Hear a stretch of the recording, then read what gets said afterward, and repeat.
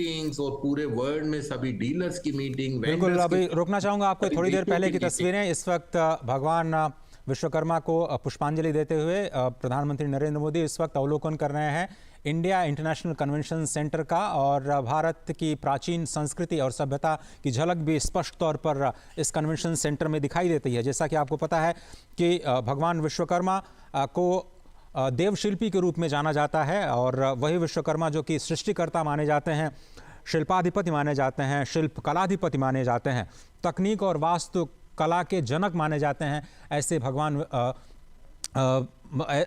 जो इस वक्त हम देखें तो जो अभी थोड़ी देर पहले की तस्वीरें नई दिल्ली से आपको हम दिखा रहे हैं, यशोभूमि पर प्रधानमंत्री नरेंद्र मोदी ने अब से थोड़ी देर पहले ये माल्यार्पण किया, पुष्प अर्पित किए। और जिस तरह से हम वास्तु शिल्पकला के जनक के रूप में भगवान विश्वकर्मा को जानते हैं, कहा जाता है कि उन्होंने सत्ययुग में स्वर्ग का निर्माण किया, त्रेता युग में आकर के उन्होंने रावण की लंका बनाई। जो द्वारका है, ये नई दिल्ली का द्वारका नहीं बल्कि जो गुजरात का द्वारका है, उसके निर्माण का भी श्रेय उन्हें जाता है। और ख़ासतौर पर कलयुग में इंद्रप्रस्थ, जहाँ पर इस वक्त हम बैठे हैं, कहा जाता है कि वो नगरी भी भगवान विश्वकर्मा ने ही बनाई थी। तो आप समझें कि इंद्रप्रस्थ की नगरी में बैठ करके जो कि भगवान विश्वकर्मा ने बनाया, ऐसा कहा जाता है हमारे शास्त्रों में जिसका वर्णन है। और द्वारका के साथ भले ही नई दिल्ली का द्वारका हो, लेकिन उस द्वारका को भी गुजरात के द्वारिका के साथ अगर आप जोड़े तो वो भी निर्माण भगवान विश्वकर्मा ने ही किया। और इस तमाम चीज़ों को जोड़ते हुए अगर आप देखें तो उनकी जयंती के अवसर पर ये यशोभूमि राष्ट्र को समर्पित किया जाना, जो कि देश के माइस टूरिज्म को भी एक नई दिशा में ले जाने का कार्य करेगा। बहुत इंपॉर्टेंट ये माइलस्टोन आज के दिन का भारत के लिए और हमारे ख़ास तौर पर जो माइस टूरिज्म है उसके लिए। जयंत कृष्णा जी हमारे साथ बने हुए हैं। जयंत जी, मेक इन इंडिया अब मीट इन इंडिया की तरफ हमें लेके जाता हुआ शायद हमारा फोकस होगा कि आइए हम लोग भारत में मिलें, भारत के बड़े बाजार का फ़ायदा उठाएं और वहाँ पर अपने टेक्नोलॉजी, अपने सेवाओं और अपने प्रोडक्ट्स को शोकेस करें। शायद पूरी दुनिया को भी फ़ायदा मिलता हुआ नज़र आएगा जब वो यहाँ पर अपने कन्वेंशंस, अपने एग्जीबिशंस करते हुए नजर आएंगे, खासतौर पर इस IICC में। जयंत कृष्णा जी। बिल्कुल अजय जी, मुझे लगता है आप बाकी चीजें छोड़ भी दीजिए। जो भारत इस समय जनसंख्या के हिसाब से पूरे विश्व का सबसे बड़ा मुल्क उभरा है, सबसे ज्यादा लोग पॉपुलस कंट्री हमारा बना है। चाइना को हमने ओवरटेक कर लिया है। और जो अगले कुछ सालों के प्रोजेक्शंस हैं इंटरनेशनल मॉनेटरी फंड के, उसके हिसाब से 2027 तक चाइना की पॉपुलेशन करीब 1 करोड़ के आसपास और कम होगी। और उतने ही पीरियड में भारत की जो अभी है करीब 140 के आसपास, वो 7-8 करोड़ और बढ़ेगी। तो हमारा इतनी बड़ी जो पॉपुलेशन है और हमारा जिस तरह से पर कैपिटा GDP या पर कैपिटा इनकम भी बढ़ रही है, जैसी हमारी इकोनॉमी और स्ट्रेंथन हो रही है, तो परचेजिंग पावर हमारे लोगों में बहुत बढ़ेगी, ऑलरेडी है। तो ये एक जो इंडिया एक मार्केट है, ये कोई भी मल्टीनेशनल हो, किसी भी कंट्री से ऑपरेट करता हो, वो इंडिया को कोई इग्नोर नहीं कर सकता। क्योंकि हमारे यहाँ जो लार्जेस्ट पॉपुलेशन और डिसेंट बहुत हाई पर कैपिटा इनकम ना भी हो, लेकिन फिर भी अच्छी खासी उसमें इजाफा हो रहा है। तो ये मुझे लगता है कि आने वाले वर्षों में जो आजकल लोग कहते हैं कि 4.5 से 5% GDP का हमारा टूरिज्म इंडस्ट्री के थ्रू आता है कंट्री को, वो कोई वजह नहीं है कि अगर हम उसको एक युद्ध स्तर पे बढ़ा के चलें और हम अपना प्रयास करें कि हम किसी भी तरह से 10% GDP का हमारा टूरिज्म के से आए और इसको एक मिशन मोड में करके चले, तो ये ये संभावना बहुत लगती है। और ये जाहिर सी बात है, जो यशोभूमि बना है या इससे पहले भारत मंडपम प्रगति मैदान में बन के तैयार हुआ था, ये सब जो चीजें हैं, ये बहुत अच्छा इंफ्रास्ट्रक्चर में जो एक बहुत गैप हुआ करता था, वो एड्रेस होगा और कन्वेंशन टूरिज्म बढ़ेगी। और उसके साथ जो हेरिटेज टूरिज्म है जिसमें हम स्पेशलाइज करते हैं, उसको भी हेरिटेज और कल्चरल टूरिज्म है। अभी G20 में हमने देखा कि किस तरह से कल्चरल डिप्लोमेसी इंडिया ने यूज करी, अपनी सॉफ्ट पावर यूज करी, बिल्कुल सही बात, डेली डिक्लेरेशन को करने में। तो ये सब चीजें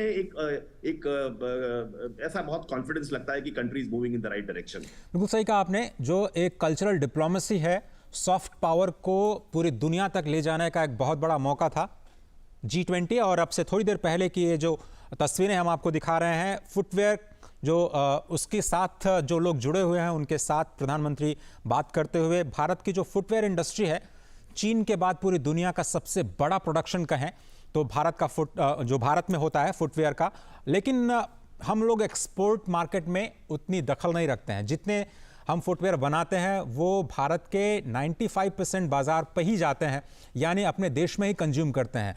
अब ज़रूरत है इस बात की कि इन्हीं आर्टिसंस को फिर से स्किलिंग किया जाए और ट्रेनिंग दी जाए, उनको वर्ल्ड क्लास के नए स्टैंडर्ड्स बनाने का, नए प्रोडक्ट्स बनाने का और इंटरनेशनल मार्केट में ले जाने का।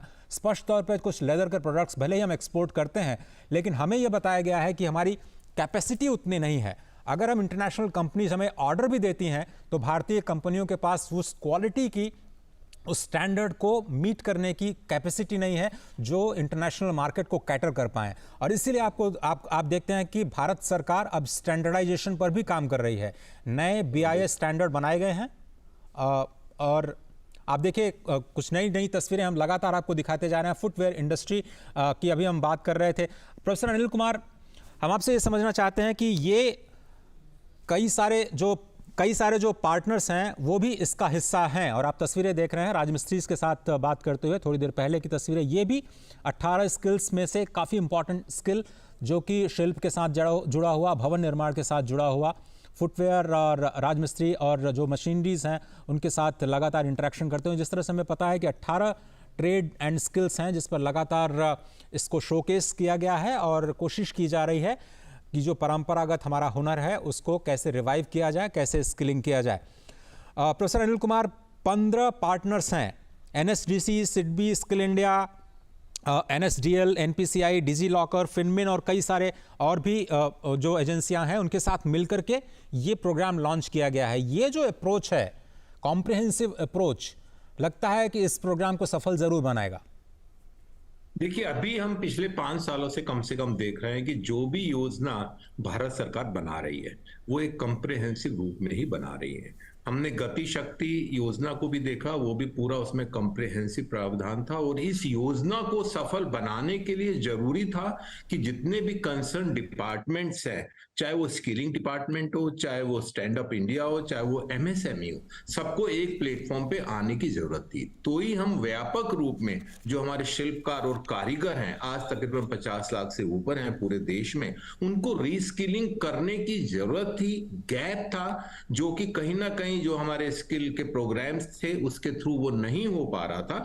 तो इसके अंदर एक तो ये प्रावधान है, और दूसरा क्योंकि इसके अंदर वित्तीय सहायता का भी प्रावधान है, तो इसके लिए जरूरी था कि जो स्मॉल इंडस्ट्रियल बैंक है हमारा, स्मॉल सेक्टर को जो कवर करता है, वो भी एक प्लेटफॉर्म पर आए। और उसके साथ साथ बायोमेट्रिक और पोर्टल के लिए जरूरी था कि इसमें इस तरह के डिपार्टमेंट भी एक तरफ एक हमारे प्लेटफॉर्म पे आए। और साथ में इसमें एक प्रावधान और भी है, और वो है ब्रांडिंग का, ब्रांडिंग स्टैंडर्डाइजेशन। उसके बिना आप हम एक्सपोर्ट को बढ़ावा नहीं दे सकते हैं। आज एक्सपोर्ट मार्केट में बिना लेबलिंग के, बिना स्टैंडर्डाइजेशन के, बिना सर्टिफिकेशन के आप एक्सपोर्ट मार्केट में टिक नहीं सकते हैं। तो इस योजना में ग्लोबल सप्लाई चेन से हम कैसे जुड़ें, और जो हमारा एक्सपोर्ट पोटेंशियल ट्रेडिशनल क्राफ्ट्स के अंदर, आर्टिजन्स के अंदर रहा है, उसको हम कैसे फुल्ली एक्सप्लॉइट करें, इसका इसके अंदर प्रावधान है। अभी चमड़े उद्योग की बात की, उसके अंदर आगरा में बहुत बड़ा इसका एक इंडस्ट्री है,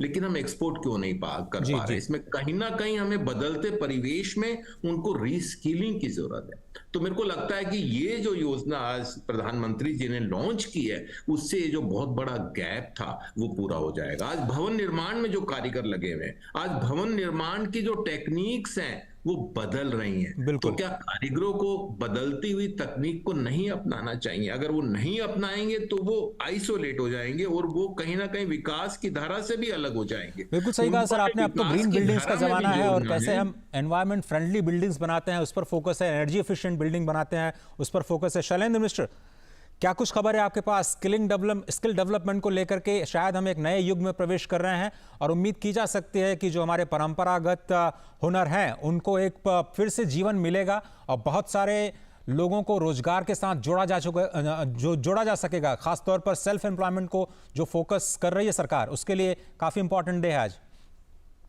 निश्चित तौर पर उम्मीद यही है कि PM विश्वकर्मा योजना से एक बहुत बड़ा लाभ शिल्पकारों को, दस्तकारों को और जो कारीगरों को है उनको मिलेगा।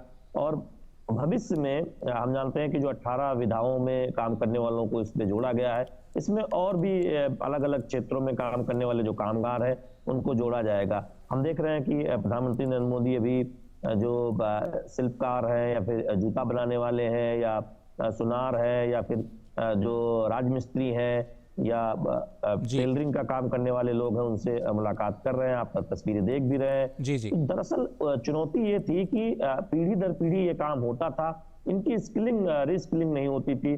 परंपरागत तौर पर अपने पिता से या अपने परिवार से पीढ़ी दर पीढ़ी लोग काम सीखते थे, स्थानीय बाजारों में जो उत्पाद है उनकी आपूर्ति करते थे। लेकिन जब भारत बदल रहा है, हम देख रहे हैं कि तेजी से अर्थव्यवस्था आगे बढ़ रही है, तब जरूरत इस बात की है कि इन लोगों को भी उस बाजार से जोड़ा जाए और इनके पास वो पर्याप्त स्किल हो, वो टूल किट हो, जो साजो सामान जिसे कहते हैं, आधुनिक मशीनें हो। तो इसके लिए चुनौती है कि पहली बात उन्हें जानकारी हो कि कहां से ये मिल सकता है, दूसरी बात उन्हें जो वित्तीय शरण, ये मदद जो है, वो प्रोडक्ट्स कैसे हम लोग हो। देख पा रहे हैं अभी तस्वीरों में, वो शायद एनवायरमेंटली सस्टेनेबल भी काफ़ी हमें दिखाई दे रहे हैं और एनवायरमेंट फ्रेंडली प्रोडक्ट्स। और हमें याद आता है कि जीरो डिफेक्ट जीरो इफेक्ट की बात बहुत पहले प्रधानमंत्री ने की थी और वो स्पष्ट दिख रहा है कि उस पर भी एक बड़ा फोकस है, चाहे वो बिल्डिंग बनाने की बात हो IICC की या फिर उन प्रोडक्ट्स को शोकेस करने की जिस पर हम लोग अभी ट्रेनिंग पर फोकस करने जा रहे हैं। अजय देखिए, अगर हम भारत की जो समृद्ध परंपरा को देखें, जो तमाम कुटीर उद्योग थे या छोटे मोटे काम करने वाले लोग थे, वो पर्यावरण एक तरह से उससे जुड़े हुए, पर्यावरण को नुकसान न हो ये समझते हुए अपने काम को करते थे। कुटीर उद्योग इस तरह से आगे बढ़ाया जाता था और उनकी स्किलिंग इस हिसाब से हो कि वो अपने काम को भी आगे बढ़ा सके। तो आप देखें इस वक्त कुम्हार चाक बनाने वाले के साथ प्रधानमंत्री नरेंद्र मोदी जब बातचीत कर रहे हैं तो कैसे मिट्टी से मिट्टी के बर्तन, मिट्टी के तमाम खिलौने, साजो सामान बनाए जाते हैं। तो वो अपने आप में दिखाता है कि हम कैसे इसमें देश में लाखों लोग इस काम से जुड़े हुए हैं। इसी प्रदर्शनी जो लगाई गई है, इस प्रदर्शनी में कर्नाटक से जो लकड़ी के खिलौने बनते हैं चन्नीपट्टनम, वहाँ कारीगर आए हुए हैं, कलाकार आए हुए हैं। आंध्र प्रदेश से जो लकड़ी के खिलौने बनते हैं उनके कारीगर आए हुए हैं। हम जानते हैं कि लकड़ी के खिलौनों पे जो कलर वो चढ़ाया जाता है वो बिल्कुल हर्बल है। तो निश्चित तौर पर ये बहुत महत्वपूर्ण है जब हम देखते हैं कि इस तरह से। जयंत कृष्णा जी, लेकिन इन प्रोडक्ट्स की मार्केटिंग कैसे की जाए? क्या हम जैसे मेक इन इंडिया पर फोकस कर पाए, अब हम मीट इन इंडिया पर फोकस कर सकते हैं क्या? कैसे हम अपने एनवायरमेंटली सस्टेनेबल प्रोडक्ट लाइन जिस पर हम लगातार से काम करते आ रहे हैं, दुनिया भले ही अभी सर्कुलर इकोनॉमी की बात करती हो, मिट्टी के बर्तनों में हम सर्कुलर इकोनॉमी सदियों पुरानी हमारी है, हम मार्केट नहीं कर पा रहे हैं सर। जी, मुझे लगता है कि अजय जी, ये पीएम विश्वकर्मा स्कीम में जैसे ये स्कीम एक्सपैंड होगी और फर्दर रिफाइनमेंट्स में आएंगे, इसमें मार्केट कनेक्ट भी, क्योंकि जब डेटा हम कैप्चर कर लेंगे उसमें मार्केट कनेक्ट होगा। बट मैं थोड़ा सा डाइग्रेस करना चाहता हूँ। जी जी। जो प्रधानमंत्री अभी आपने देखा कि पॉटर से मिल रहे हैं या टेलर से मिल रहे हैं, शू मेकर से मिल रहे हैं, कंस्ट्रक्शन वर्कर से मिल रहे हैं, ये एक अपने आप में बहुत अच्छा, भला वो सिंबलिज्म हो लेकिन एक बहुत अच्छा जेस्चर है। क्योंकि जो हमारे यहाँ इस तरह के जो ट्रेडिशनल स्किल्स होते हैं, इनको अभी भी मुल्क में इतना जबरदस्त उनके पास हुनर है लेकिन फिर भी उनको वो रिस्पेक्ट नहीं मिलती। उनको एक जो एक इज्जत समाज में मिलना चाहिए वो नहीं मिलती। तो अगर भारत का प्रधानमंत्री इन लोगों के साथ एंगेज कर रहा है, इनसे बातें कर रहा है, इनकी कार्य की परंपरा को समझ रहा है, इनकी समस्या को समझने की कोशिश कर रहा है, तो ये एक अपने आप में बहुत बड़ा कदम है और स्किल्स को, ट्रेडिशनल स्किल्स को एस्पिरेशनल बनाने की दिशा में एक बहुत सार्थक कदम साबित होगा, ऐसा मेरा मानना है। ये एक बहुत अच्छी चीज है, वरना कोई भी एक सरसरी निगाह पे क्या होता है कि आप एग्जीबिशंस में प्रधानमंत्री और राष्ट्रपति को ले जाएंगे, जल्दी से वो कोई एंगेजमेंट नहीं होता। लेकिन he is engaging with these artisans which is very good. और ये इस तरह के अगर हमारे सीनियर लोग और ज्यादा वेल टू डू लोग, वेल प्लेस्ड लोग इस तरह से इन आर्टिजन्स के साथ एंगेज करेंगे तो ये ट्रेडिशनल स्किल्स को और एस्पिरेशनल बनाएगा। इनके जो काम करने के तरीके हैं उनको और आगे ले जाएगा, इनको मार्केट दिलाएगा और यंग जो यूथ हैं वो कनेक्ट करेंगे। हमारी जो कल्चरल प्रोडक्ट्स, ये बेसिकली सारे हैंडलूम, हैंडक्राफ्टेड प्रोडक्ट्स को हम कल्चरल और क्रिएटिव इंडस्ट्री के रूप में भी देख सकते हैं। और इसमें बहुत ज्यादा इनका जो कार्बन फुटप्रिंट होता है वो बहुत कम होता है, बहुत ही सस्टेनेबल होता है। तो ये सब चीजों को हमें मार्केट अगर हम ढंग से करें तो पूरी दुनिया में किसी भी मुल्क में इतनी ज्यादा ट्रेडिशनल स्किल्स और वीव्स और प्रोडक्ट्स नहीं होते, हैंडक्राफ्टेड प्रोडक्ट्स नहीं होते जितने हमारे यहाँ होते हैं। और मैं तो बहुत आशावान हूँ इन सब चीजों को देख के, और स्किल्स को एस्पिरेशन, ट्रेडिशनल स्किल्स को एस्पिरेशनल बनाने की दिशा में ये बहुत ही बड़ा कदम होगा। प्रोफेसर अनिल कुमार, लेकिन ये जो इंस्टीट्यूशनल सपोर्ट है वो बहुत ही इंपॉर्टेंट है इस लिहाज से, क्योंकि आपकी कोई भी स्ट्रैटेजिक इंटरवेंशन करते हैं किसी भी सेक्टर को रिफॉर्म करने के लिए, तो जब तक आप इंस्टीट्यूशनल सपोर्ट नहीं करते हैं तो भारत जैसे बड़े देश में उनको फिर से रिवाइव करना बड़ा मुश्किल हो जाता है। ये जो अप्रोच दिखाई दिया है प्रधानमंत्री विश्वकर्मा योजना में कि हम इंस्टीट्यूशनल सपोर्ट दे रहे हैं इस पूरे इकोसिस्टम को, ये कितना इंपॉर्टेंट है? और हम क्या उम्मीद करें आज से 3 साल बाद, 5 साल बाद इस योजना को लेकर के जब ये एक तरह से अपने नेक्स्ट फेज में जाएगी? तो देखिए, बदलते हुए परिवेश में ये जरूरी है कि जो भी हम योजना के बारे में सोचें और जो हम बनाएं और लागू करें वो अपने आप में कॉम्प्रिहेंसिव हो। इसमें अगर कोई भी एस्पेक्ट्स, किसी भी अगर हम पहलू को नेग्लेक्ट करते हैं तो वो योजना कारगर नहीं हो सकती है। अब इस योजना के अंदर जो मल्टी इंस्टीट्यूशंस है उनको इन्वॉल्व किए बिना हम इस स्कीम को कॉम्प्रिहेंसिव नहीं बना सकते थे। अब लोन देने की बात है, सॉफ्ट लोन देने की बात है, उसके लिए वित्तीय सहायता के लिए भी हमें एक इंस्टीट्यूशन, फाइनेंशियल इंस्टीट्यूशन को जोड़ना उसके अंदर जरूरी था। स्किलिंग की बात है, स्किलिंग के अंदर भी हमें स्किल डेवलपमेंट मिनिस्ट्री को और जो हमारे कॉरपोरेशन बनी है उसको भी जोड़ना जरूरी था।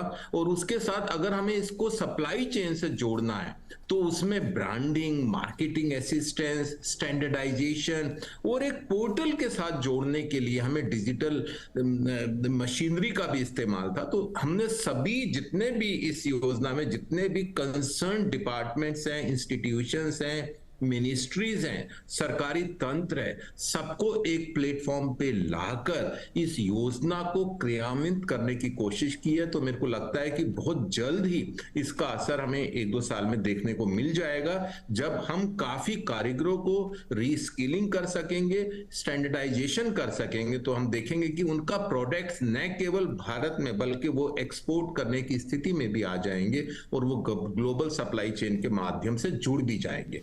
आज अगर हम इसको नहीं करते हैं तो ये हमारी जो ट्रेडिशनल स्किल्स हैं, पारंपरिक जो हमारी कलाएं हैं, वो तकरीबन खत्म होने के कगार पर खड़ी थी। तो एक को लगता है कि it was the need of the hour that this comprehensive scheme is being implemented by government of India.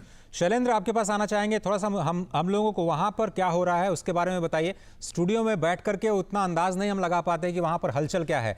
जमीन से थोड़ा सा कुछ तस्वीरों को अपने शब्दों के माध्यम से हम तक पहुंचाने का प्रयास कीजिए कि अब क्या कुछ कार्यक्रम है प्रधानमंत्री का और कैसे वहां पर लोग जुटे हुए हैं।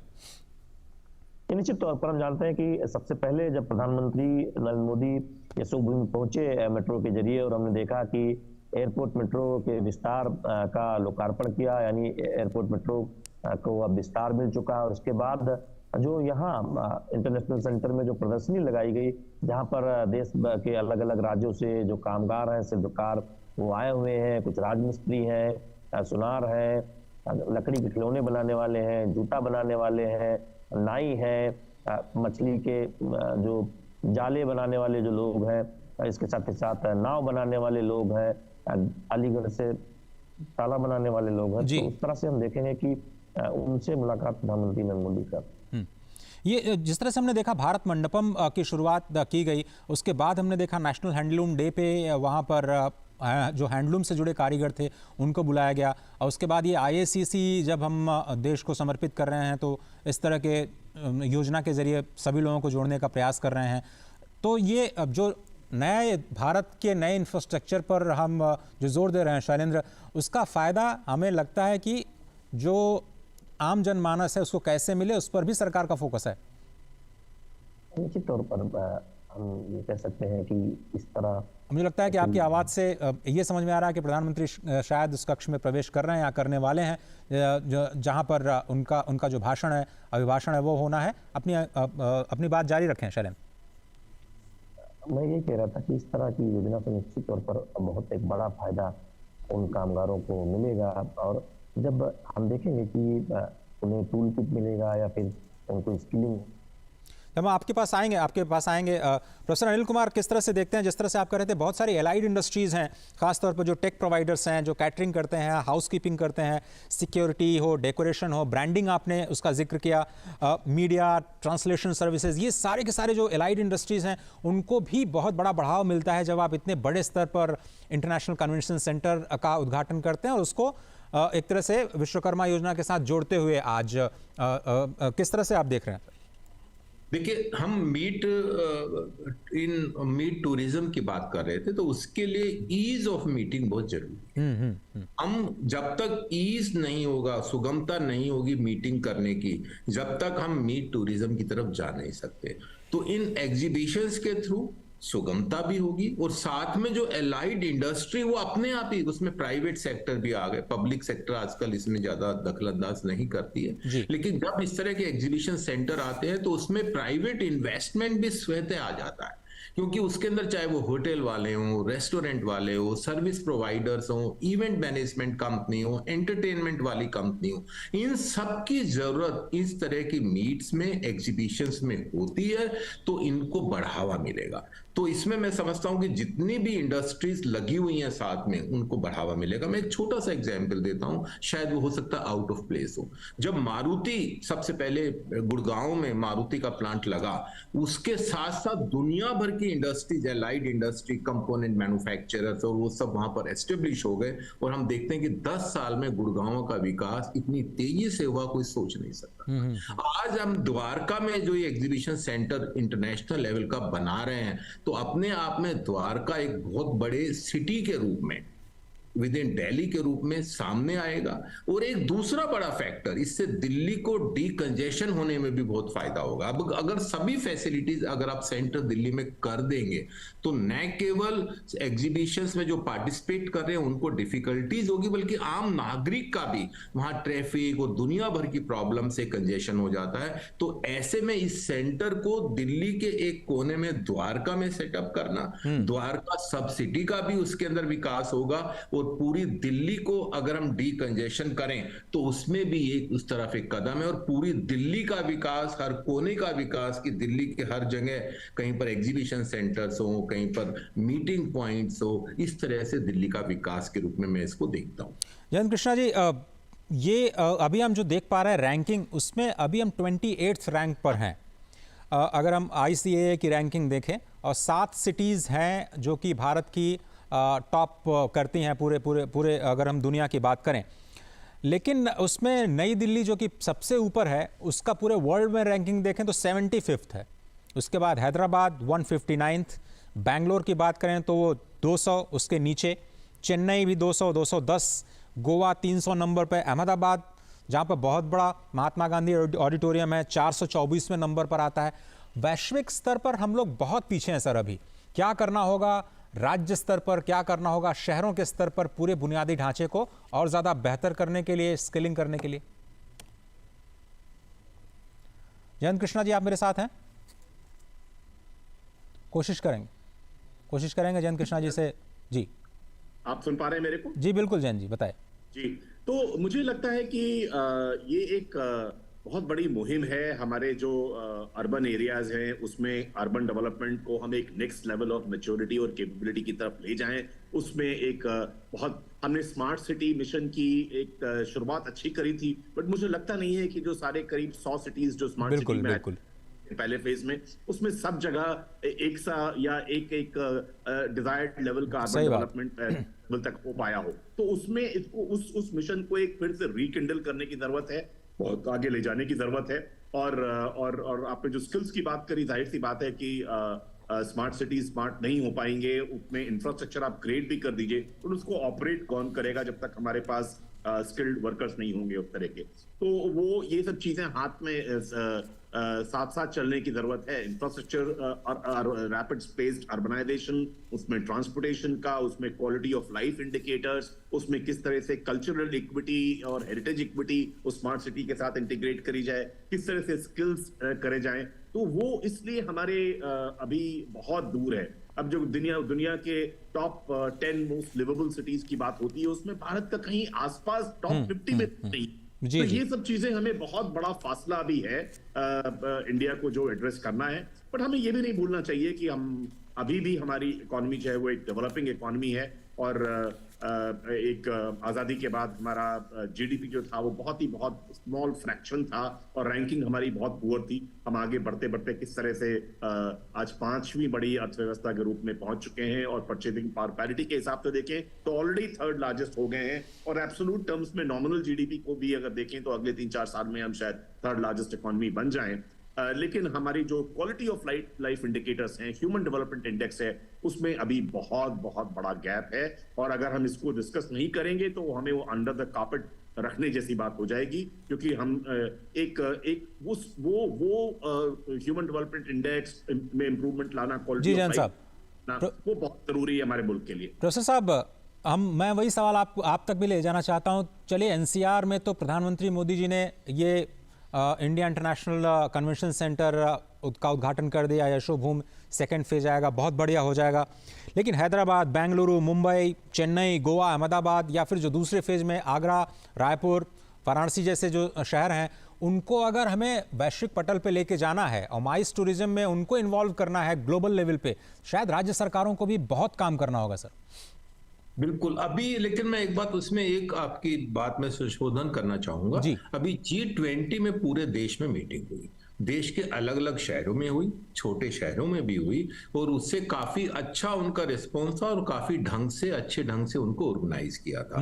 लेकिन जहां तक दूसरे शहरों के विकास की बात है और इस तरह के फैसिलिटीज की बात है, ये बात बिल्कुल ठीक है कि इसमें खाली केंद्र सरकार का कोई रोल नहीं है। जब तक केंद्र सरकार और राज्य सरकार मिलके काम नहीं करेगी, जब तक हम उन सिटीज का, उन शहरों का विकास नहीं कर पाएंगे। लेकिन इस दिशा में ऑलरेडी बहुत काम हो चुका है। पहले जबकि देश में तकरीबन चुने हुए शहरों में एयरपोर्ट होता था, आज Tier 2, Tier 3 सिटीज में भी एयरपोर्ट कनेक्टिविटी बढ़ी है, रोड की कनेक्टिविटी बढ़ी है, और जितनी भी फैसिलिटीज एक मॉडर्न एज में होनी चाहिए, बड़े बड़े स्टोर्स, बड़ी बड़ी फैसिलिटीज, वो सब Tier 2 और Tier 3 सिटीज में भी उसी तरह से डेवलप हो रही है।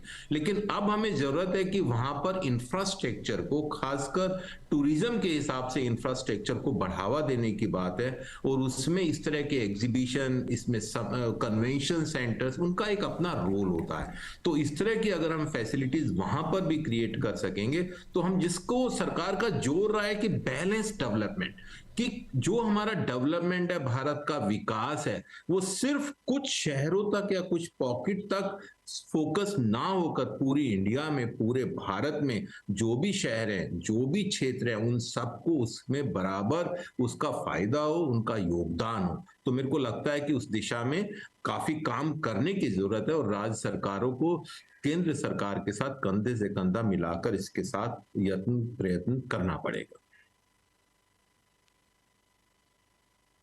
आ रहे हैं जिसमें परंपरागत हुनर से जुड़े शिल्पकारों के साथ प्रधानमंत्री नरेंद्र मोदी, और देखिए तस्वीरें कितनी खूबसूरत।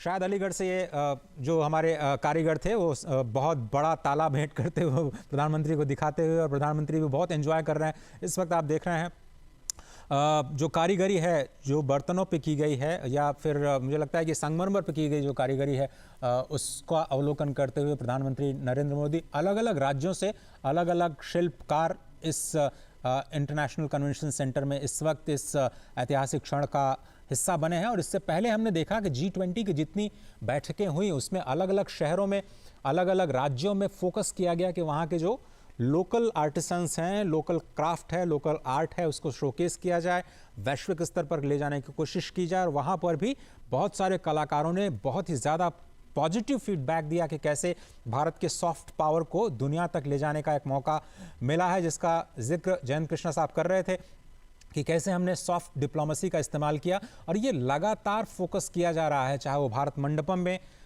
नेशनल हैंडलूम डे के दिन देश भर के जो हैंडलूम सेक्टर से जुड़े लोग हैं उनको बुला करके वहाँ पर उनके प्रोडक्ट्स को शोकेस किया गया।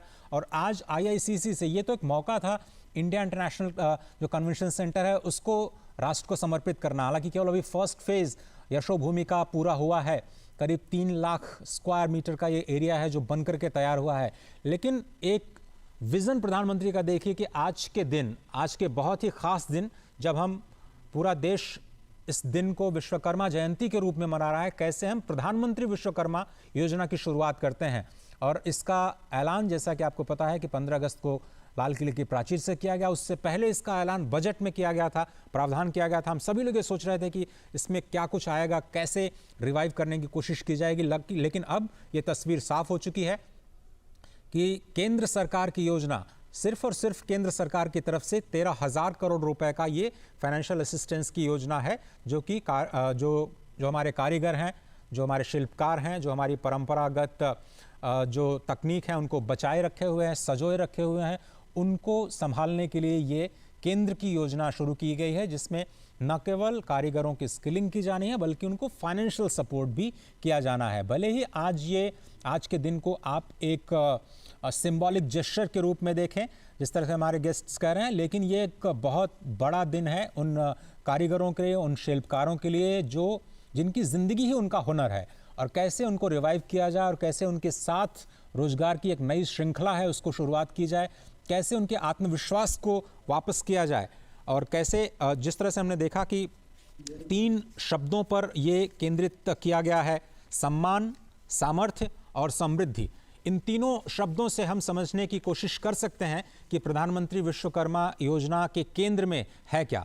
विजन यही है कि कैसे हम शिल्पकारों को सम्मान दें, कैसे हम उनके सामर्थ्य को बढ़ा सकते हैं, और सामर्थ्य को बढ़ाने के लिए चाहे उन्हें वित्तीय सहायता देनी पड़े, सस्ते दरों पर कर्ज देना पड़े, या फिर उनको कौशल विकास की तैयारी करने पड़े, और उसके जरिए उनकी समृद्धि में योगदान दिया जाए और वो फिर देश के विकास में अपना योगदान दे।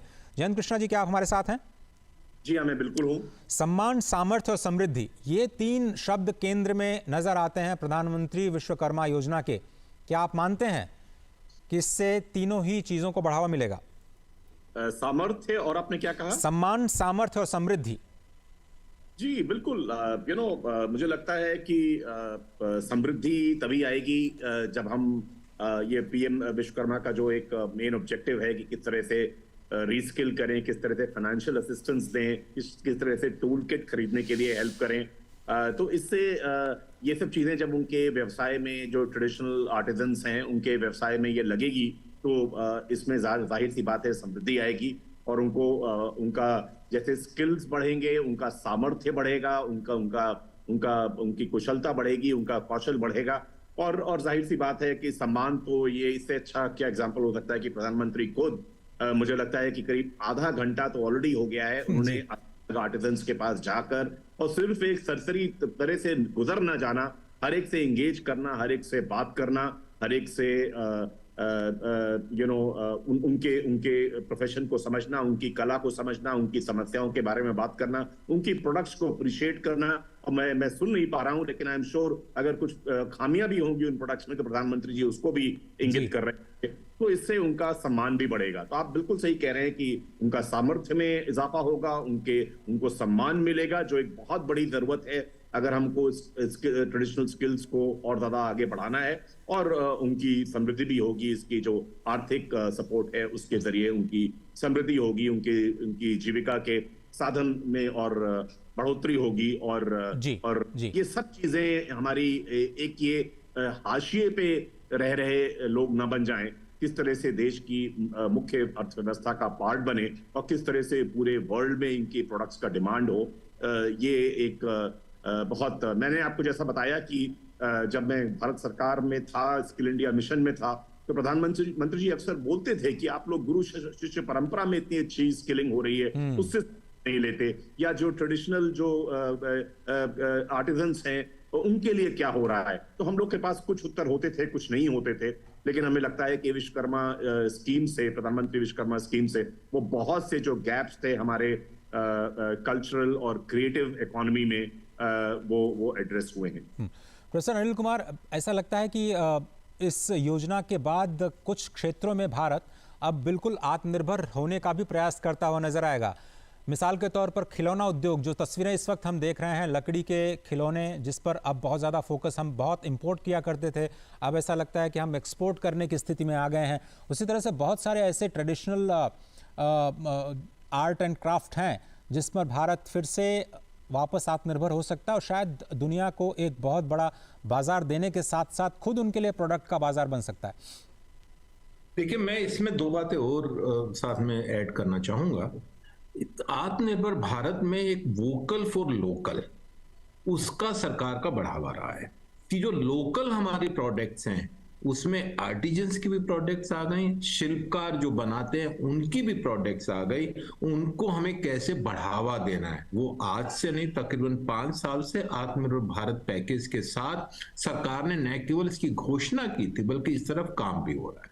और जो दूसरी योजना सरकार ने लागू की वो 1 डिस्ट्रिक्ट 1 प्रोडक्ट। आज हमारे पास दुनिया देश में जितने डिस्ट्रिक्ट्स हैं वो किसी ना किसी प्रोडक्ट्स के रूप में, और वो प्रोडक्ट तकरीबन आर्टिजन्स के द्वारा ही बनाई गई है, तो वो हम उसको बढ़ावा दे रहे हैं। लेकिन आज हमने इस योजना में इन सब पहलू को एक प्लेटफॉर्म पर लाके खड़ा कर दिया है। आज हमने शिल्पकारों को एक नई पहचान दी है इस योजना के तहत, और विश्वकर्मा जयंती के दिन इस योजना को लागू करके घोषणा तो हमने 15 अगस्त को लाल किले के प्राचीर पे हमारे माननीय प्रधानमंत्री ने जब शिल्पकारों के बारे में बात की, तो उससे बड़ा सम्मान मैं नहीं समझता कि कोई और हो सकता है शिल्पकार भाइयों और बहनों के लिए। लेकिन घोषणा को क्रियान्वित करने के लिए मुश्किल से 2 महीने का भी समय नहीं निकला है कि इस योजना को आज हम लागू भी कर रहे हैं। इसमें जैसे आपने कहा कि इनकी सामर्थ्य, इनकी कैपेबिलिटीज कैसे बढ़े, इसमें एक कंप्रिहेंसिव इस योजना में सभी पहलू के ऊपर ध्यान किया गया कि कैसे उनकी स्किलिंग को हम बढ़ाएं, कैसे हम उनको मार्केटिंग असिस्टेंस दें, कैसे हम उनकी ब्रांडिंग करें, और साथ में अगर इनको टूल किट चाहिए तो वो दें, और अगर कोई वित्तीय सहायता चाहिए। मैं आज बताता हूं आपको कि ये जो वर्ग हैं, जो तकरीबन 18 इसके अंदर वर्ग को हमने कवर किया है, इनको वित्तीय सहायता में बहुत मुश्किलों का सामना करना पड़ता था, क्योंकि बिना गारंटी के लोन इस देश में लेना कोई बहुत आसान काम नहीं है। तमाम तरह की योजनाएं हैं, लेकिन क्योंकि ये वर्ग, ये